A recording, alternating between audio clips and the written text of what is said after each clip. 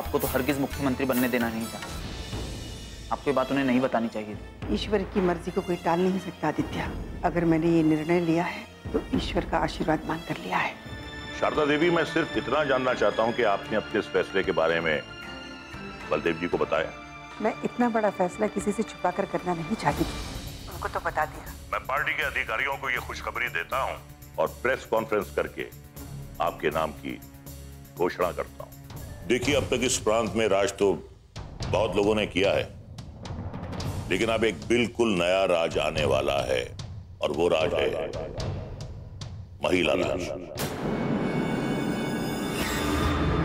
शारदा ने मुख्यमंत्री बनने का फैसला कर लिया है और वो जरूर बनेगी। अगर वो मुख्यमंत्री बन गई तो ना फिर चुनाव हो पाएंगे और ना ही हमारी पार्टी खड़ी हो पाएगी।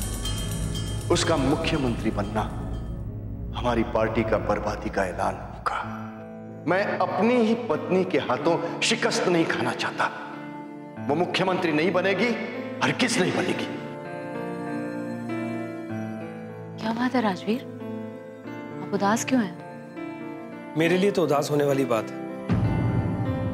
बहुत ही दुख की बात है कि जो मैं और पापा चाहते थे वो नहीं। लेकिन तुम्हारे लिए तो बहुत खुशी की बात होगी ना। हम कुछ समझे नहीं। क्या बात कर? ये खबर तो सबसे पहले तुम्हें ही मिली थी और हॉस्पिटल में तो तुम इस बात से बहुत खुश भी हो रही थी। याद करो, मैं मां के मुख्यमंत्री बनने की बात कर रहा हूं। लेकिन तुमने तो कहा था कि वो मुख्यमंत्री नहीं बनना चाहती। अब खुश हो जाओ, क्योंकि मां ने मुख्यमंत्री बनने के लिए हाँ कह दी और उनके नाम की घोषणा भी हो चुकी है। अब तो खुश हो ना तुम। किसके लिए खुशियां मनाएं? उनके लिए जिनकी वजह से हमारी खुशियां उजड़ने की कगार पर है, जिनकी वजह से सोनाली आज हमारे सर पर बैठी। इस घर में उसे कदम रखने की इजाजत तो उन्होंने ही दी थी ना।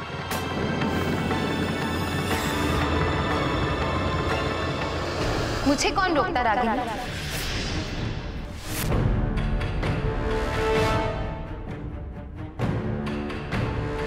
मैं इस घर में राजवीर से शादी कर आई, 7 फेरे लेकर आई।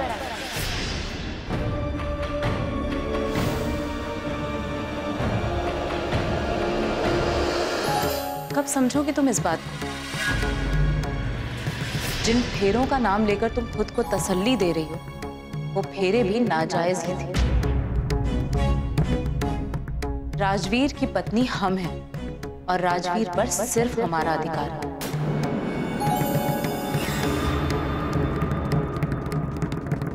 एक दूसरे के रिश्तों को गलत ठहराकर तुम दोनों को कौन सी खुशी हासिल हो रही?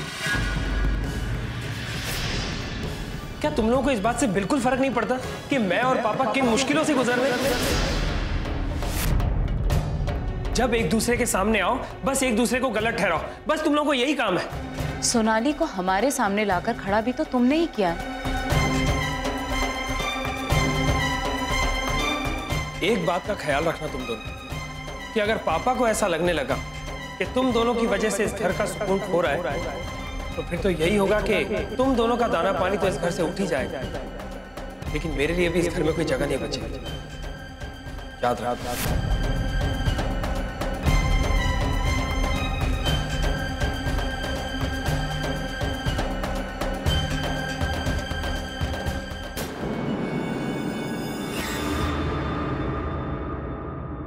पूरे प्रदेश को पता लग चुका है कि माँ जी मुख्यमंत्री बनने वाली है, लेकिन मैंने सोचा कि सबसे पहले माँ जी का इंटरव्यू तुम्हारे चैनल पर आना चाहिए। इसीलिए तो मैं तुमसे संपर्क करना चाहती थी। मुझे मालूम था कि तुम मुझे मना नहीं करोगे। आइए माँ जी। नमस्ते मैडम। नमस्ते, बैठो। इंटरव्यू शुरू करें। इस वक्त मैं विधायक निवास के बंगला में मौजूद हूँ, जहाँ रहती है श्रीमती शारदा देवी।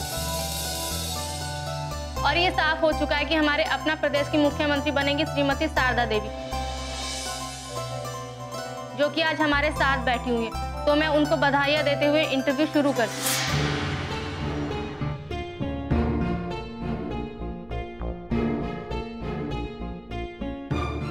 मुख्यमंत्री के तौर पर मेरी नाम की घोषणा हुई।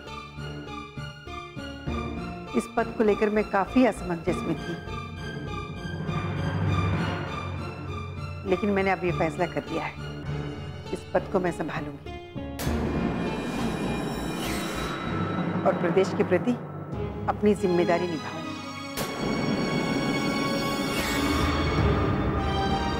वो जिम्मेदारियां जो मुझे पार्टी सौंपने वाली है। मुख्यमंत्री के तौर पर अब आपकी प्राथमिकता क्या होगी? किस बात पर फोकस होगा आपका?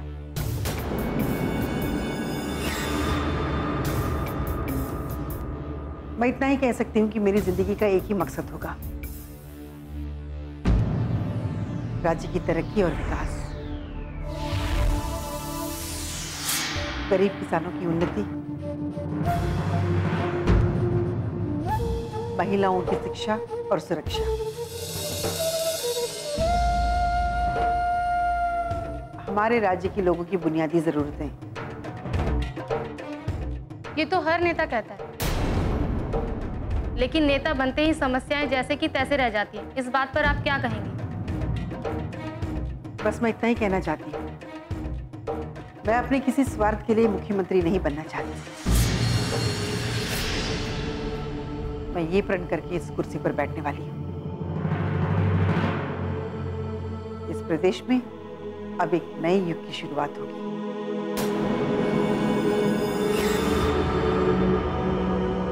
आपने मंथन शिविर के दौरान महिलाओं के उत्थान के लिए बहुत सी बातें की थी।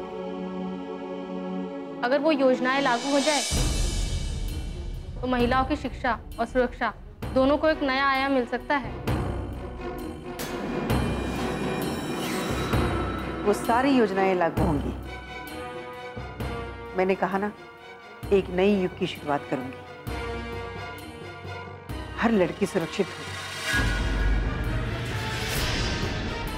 पैदा होने वाली हर बेटी शिक्षित हो और हर महिला को बराबर का दर्जा मिलेगा। हर बेटी पढ़ लिखकर काबिल बनेगी। ये अपना प्रदेश की जनता के साथ मेरा वादा है। धन्यवाद।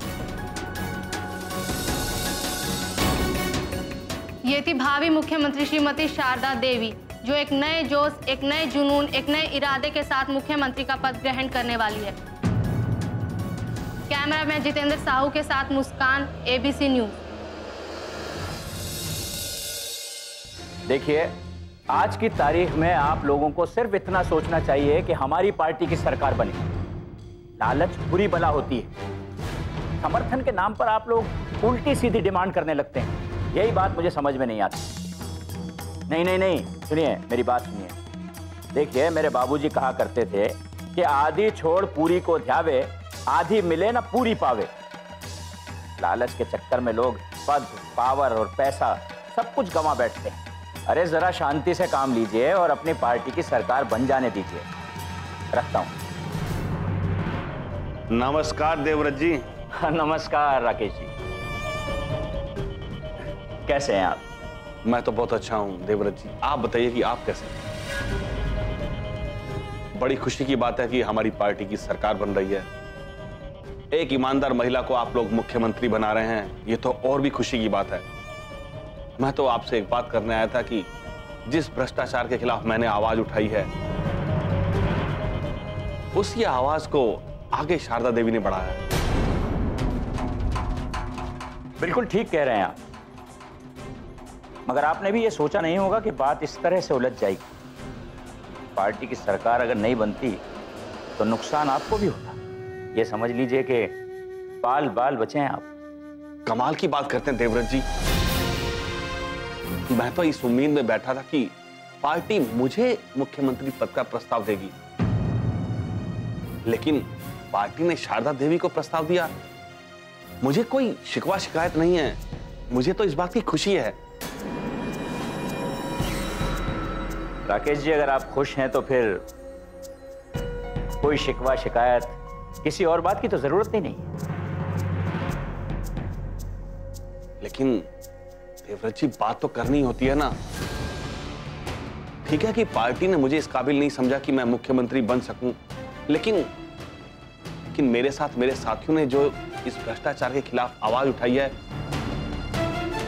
मैं चाहता हूं कि जब हमारी पार्टी की सरकार बन रही है तो उनको इनाम स्वरूप मंत्रिमंडल में उचित स्थान तो मिलना चाहिए। आप फिक्र मत कीजिए, इस बार वैसे भी मंत्री पद उन्हीं लोगों को मिलने वाला है जो ईमानदारी के रास्ते पर चलते रहे। और आचार्य जी ने आपके लिए भी कुछ सोचा है, आपको भी एक महत्वपूर्ण पद देंगे वो, जिसके आप काबिल हैं। बहुत बहुत धन्यवाद देवव्रत जी, बहुत बहुत धन्यवाद। अब मैं चलता हूं।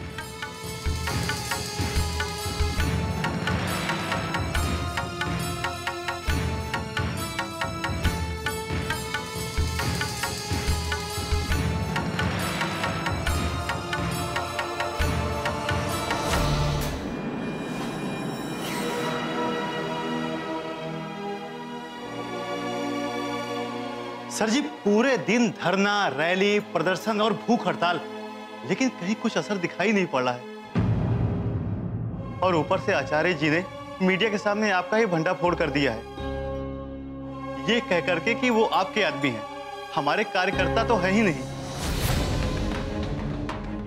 आचार्य के बयान से ही तो हमें कई जगहों पर धरना रुकवाना पड़ा, क्योंकि जाहिर सी बात है, ये मीडिया वाले तो हर बात की तह पर घुसने की कोशिश करते हैं। एक तरफ हमने अपने कार्यकर्ताओं को विरोध के लिए खड़ा किया, तो दूसरी तरफ शारदा देवी के नाम की घोषणा होते ही उनके कार्यकर्ता रोड पे उतर आए। अच्छा किया कि आपने अपने कार्यकर्ताओं को वहां से हटा लिया सर। जहां धरना दिया जा रहा था वहां भी मीडिया वाले पहुंचने लगे थे, और अगर वो कार्यकर्ताओं से बात करते तो शायद ये बात खुल भी सकती थी कि वो कार्यकर्ता आचार्य जी की पार्टी से नहीं, बल्कि हमारी पार्टी से थे। और फिर तो आचार्य जी की बात पर मुहर लग जाती। इसलिए तो मैंने कई जगहों से धरना रुकवा दिया है। सर, राकेश झा ने तो साफ साफ कह दिया है कि वो शारदा देवी को समर्थन देगा, बल्कि दे ही चुका है।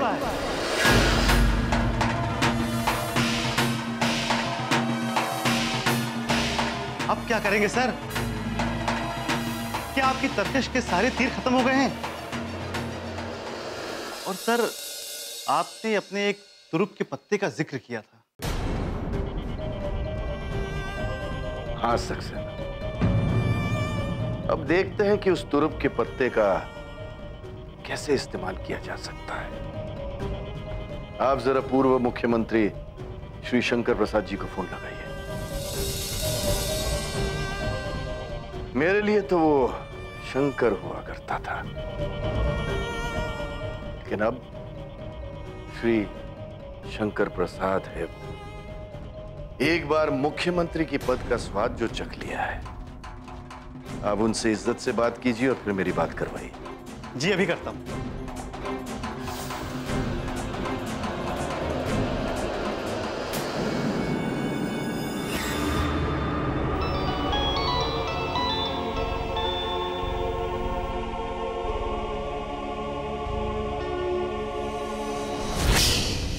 सक्सेना जी, कहिए कैसे याद किया?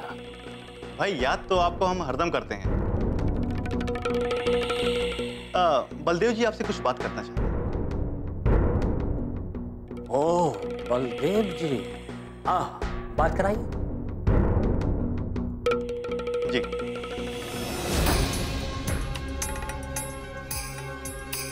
कैसे हैं शंकर प्रसाद जी? अब कैसा हूं ये आपसे कुछ छुपा हुआ तो है नहीं। मैंने आपको इसलिए फोन किया है कि राजनीति में कुछ बात ऐसी बिगड़ी है कि ना आपके हाथ में कुछ रहा, ना मेरे हाथ में। हम दोनों अलग अलग रहकर लड़ने की कोशिश जरूर कर रहे थे,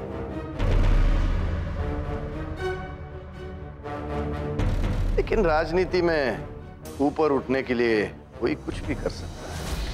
देखिए शंकर प्रसाद जी, ये हमारी जाति दुश्मनी थोड़ी है, ये तो सत्ता की लड़ाई है।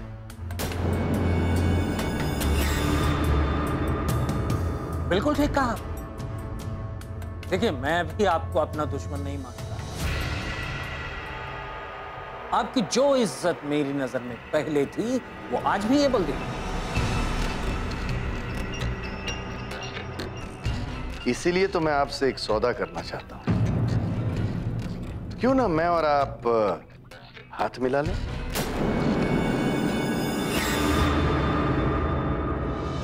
तो वैसा ही एक वीडियो मेरे पास भी है, तुरुप के पत्ते की तरह, जो कि आपका है। इस बार मैंने उन विधायकों को विश्वास दिलाया है कि मैं उन्हें ब्लैकमेल होने नहीं दूंगी। अपनी इज्जत बचाने के लिए आप उनको बख्श दीजिए। जिंदगी एक भंवर है। कुछ विधायक आपके हाथ में हैं और कुछ विधायक मेरे हाथ में। अगर वो सारे विधायक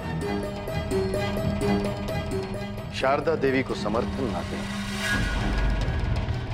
तो फिर ये सरकार नहीं बन पाएगी और फिर उसके बाद पार्टी को आपको ही मुख्यमंत्री पद के लिए आमंत्रित करना पड़ेगा।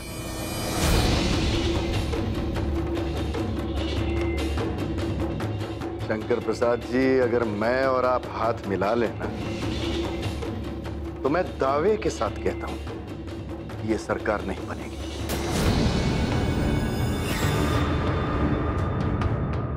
बोलिए, क्या कहते हैं आप? भाई, मैं तो अपने विधायकों को समर्थन देने से रोक लूंगा। क्या आप अपने विधायकों को रोक सकेंगे? हाँ हाँ, क्यों नहीं रोक सकता। बलदेव जी, बहुत अच्छा किया जो आपने मुझे फोन कर दिया।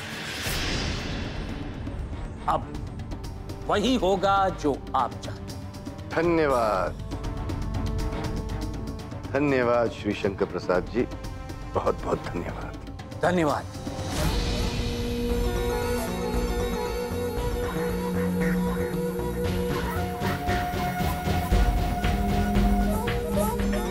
अब एक बार फिर कुर्सी की लालच में अपने विधायकों को समर्थन देने से रोकेंगे। लेकिन सर, अब आपके पास कौन से विधायक हैं? राकेश झा और कुछ थे, अब वो तो आचार्य जी के पाले में जा चुके हैं।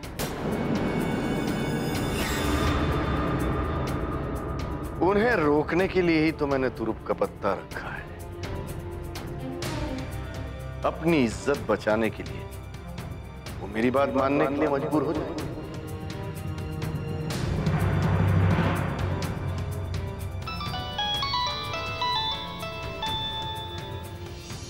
रजनी वर्मा का फोन। हाँ, बोलिए रजनी जी। नमस्कार बलदेव सिंह जी, मैं देख रही हूँ कि आप विधायकों को रोकने के लिए कुछ भी करने को तैयार हैं। मैं आपके साथ रही, इसलिए ये अच्छी तरह से जानती हूँ कि कुछ विधायकों के वीडियो आपके पास हैं, जिसे आप तुरुप का पत्ता कहा करते हैं, और उन्हीं वीडियो को दिखाकर आप उन्हें ब्लैकमेल करके मजबूर करते हैं। लेकिन इस बार ऐसा करने की गलती बिल्कुल मत कीजिएगा, क्योंकि अगर आपने उस वीडियो का इस्तेमाल किया तो वैसा ही एक वीडियो मेरे पास भी है, तुरुप के पत्ते की तरह, जो कि आपका है। इस बार मैंने उन विधायकों को विश्वास दिलाया है कि मैं उन्हें ब्लैकमेल होने नहीं दूंगी। अपनी इज्जत बचाने के लिए आप उनको बख्श दीजिए। धन्यवाद।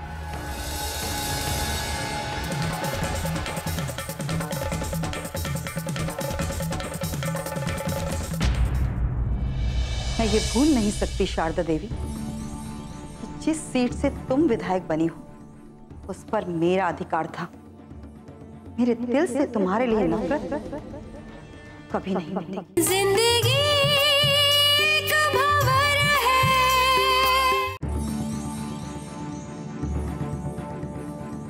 मैं इतना ही कह सकती हूँ कि मेरी जिंदगी का एक ही मकसद होगा, राज्य की तरक्की और विकास। मैंने कहा ना, एक नई युग की शुरुआत करूंगी। हर लड़की सुरक्षित हो, पैदा होने वाली हर बेटी शिक्षित हो और हर महिला को बराबर का दर्जा मिलेगा। हर लड़की पढ़ लिख कर काबिल बनेगी। ये अपना प्रदेश की जनता के साथ मेरा वादा है। धन्यवाद। ये थी भावी मुख्यमंत्री श्रीमती शारदा देवी, जो एक नए जोश, एक नए जुनून, एक नए इरादे के साथ मुख्यमंत्री का पद ग्रहण करने वाली है। एक मंझे हुए राजनेता की तरह बयान दे रही हैं। जब भी इन्हें देखती हूँ ना, तो मेरे दिल में आग लग जाती है। मैंने 15 साल राजनीति को दिए और उसके बाद भी मैं सिर्फ एक विधायक बनकर रह गई।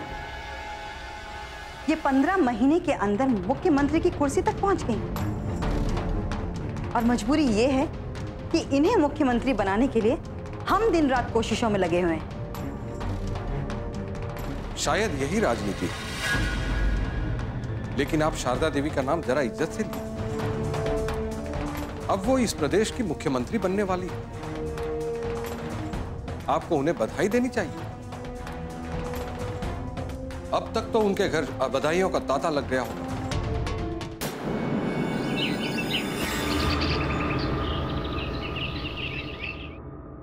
जी जी धन्यवाद। अरे आपको भी बहुत बहुत बधाई हो। जी जरूर जरूर, हम आपकी बधाई की बात हम मैडम तक पहुंचा दें। अरे हाँ, आपका बुके आ चुका है वो तो। जी धन्यवाद।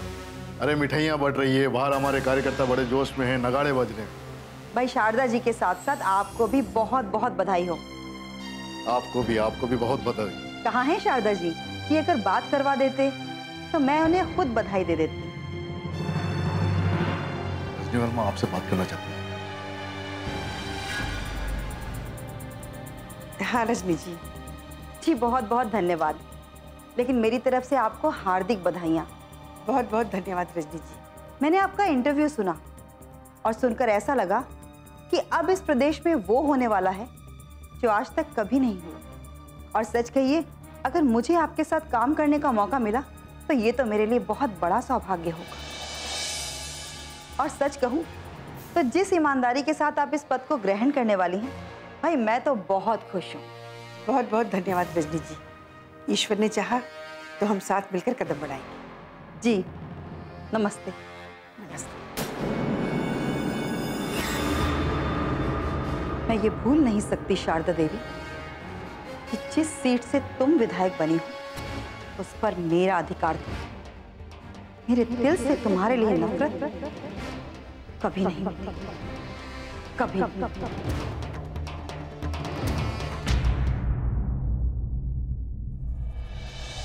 पापा अभी ऑफिस गए हैं, लेकिन पापा ने बोला कि हमें 2 घंटे में पता चल जाएगा कौन से विधायक हमारे साथ हैं।